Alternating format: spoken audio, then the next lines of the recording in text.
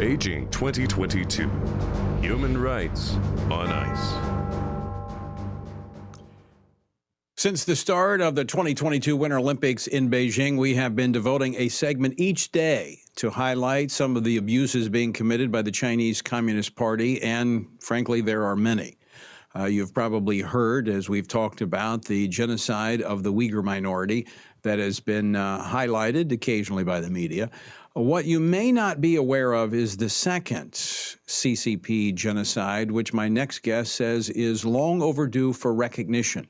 Joining me now to talk about this for today's Human Rights on Ice segment is Nina Shea, Senior Fellow and Director of the Center for Religious Freedom at the Hudson Institute. Nina, welcome back to the program. Great to be with you, Tony, and thanks for shining the spotlight on China's abuses during this Olympic period. It's very important. It is, and we're trying to make the best of what I think is a bad situation of giving them the opportunity to try to whitewash their image, but we want to put the spotlight on the truth. Let's jump right into this. What is the second genocide that the CCP is engaged in? It's organ harvesting, forcible harvesting of religious minorities' body organs. It's unbelievable, absolutely ghastly, but these groups that are detained in large numbers are being exploited for their organs. Their organs are being excised, their heart, their liver, their kidneys, their corneas being excised and sold for a profit throughout China. It's been going on for 20 years, and it hasn't gained enough recognition. The Falun Gong is a spiritual exercise movement. It's an offshoot of Buddhism, and they're the ones that have been hit the hardest. Experts, researchers who've been tracing this, Tony, over the last 20 years, estimate that between 60,000 and 100,000 organ transplants are done in China each year. Again, it's a multi-million-dollar business. It's also being, the UN has special experts have come out, and a dozen of them last year, and said that they validate this. They have heard credible evidence. They are alarmed by this credible evidence that detainees who are either Uyghurs or Tibetan Buddhists or Falun Gong, especially Falun Gong, or even Christians, are being, when they're in detention, are being selected, screened, blood tested for organ matches, and then they disappear. And that there is every indication that they are being used for these transplants, because China has never given an explanation that's credible about where their organs are coming from. And there's no transparency, as you know. Now, a number of years ago, the claim was that they were using prisoners that were on death row. There was outcry against that. They backed off of that. But the number of organ transplants has just ballooned, and it's become like a tourist attraction for those seeking organ transplants.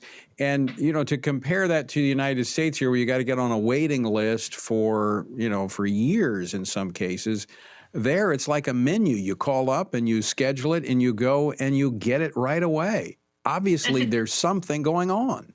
That's exactly right. And some in the United States, NIH has a database where you can look it up, and I did. It's over 4 years on waiting list for a kidney. There, the way it works is that you call up and say, I need a kidney, and they say, come on in. And within days or weeks, you get a kidney that's a perfect match. And if it isn't, they keep trying immediately with 4 other kidneys. And this is an actual case that I learned about. So it's part of the medical establishment internationally figured it out. And they said, this does not make sense that within days or hours even of asking for an organ, any organ, you can schedule an appointment in advance, and they will have the organ there for you. And they have archived, the researchers have archived ads that hospitals in China have put out to Japanese, for example, saying that our organs are better because they're from live donors. They're much better than cadaver organs. Nina, let's the nexus between what we're talking here, which could be China seeking a profit, and genocide, which is a technical term of trying to basically drive an ethnic group into extinction. The reason this is being called genocide, not just by you, but by others, is that they are targeting this particular group of individuals, the Falun Gong, Christians, Uyghurs, and that's a part of their plan, is it not?